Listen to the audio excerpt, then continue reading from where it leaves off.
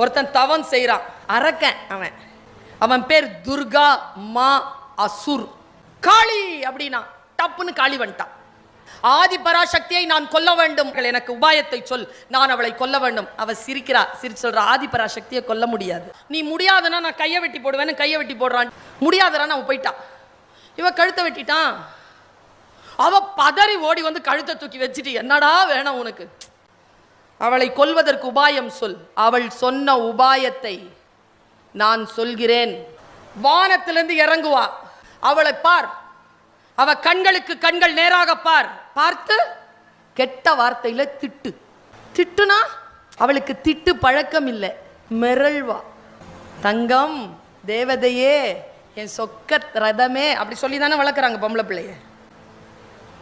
அதுக்கு கெட்ட வார்த்தை தெரியுமா என்ன? திடீர்னு எவனாவது வந்து கெட்ட வார்த்தையில் சொன்னா,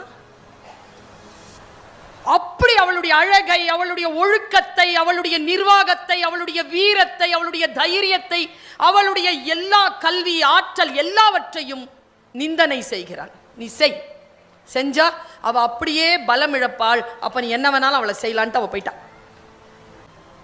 அடுத்த நாள் கரெக்டா காலை விடியலில் அப்படி இறங்குறாங்க. மேல இந்த தலைமுடியெல்லாம் அப்படி விரிச்சுக்கிட்டு அம்மன் இறங்குறான். அப்படி இறங்கின உடனே இவன் கரெக்டா ஆரம்பிச்சான் பாருங்க, நீ எல்லாம் ஒரு மனுஷி, நீ எல்லாம் ஒரு சாமி அப்படின்னு ஆரம்பிக்கிறான். அவளுக்கு என்னடா இது போர் புரிய தானே வந்தா, இவன் கெட்ட வார்த்தை சொல்றானேன்ட்டு புரியல அவளுக்கு. அவ அப்படியே வெலவெலத்து போய் இத்துணுண்டு ஆயிட்டாங்க. அந்த அளவுக்கு பேசுறான். இத்துணுண்டு ஆயிட்டா பாருங்க. ஆன உடனே உடைவாளை எடுத்துக்கிட்டு அவளை ஓங்கி அடிக்கிறதுக்கு வந்தான் பாருங்க. எங்க இருந்தோ வந்துட்டார் சிவபெருமான். சக்தி அப்படின்னாரு. அவன் எழுந்திருச்சு நின்னுட்டா.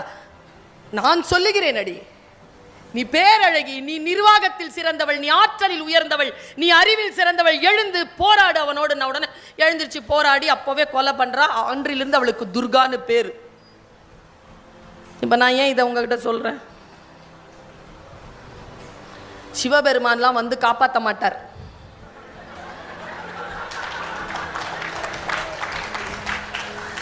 நமக்கு முன்னால இருக்கிறாள் நம்ம சக்தி நிலையை இழக்கணுங்கிறதுனால தான் கெட்ட வார்த்தையில பேசுறான்.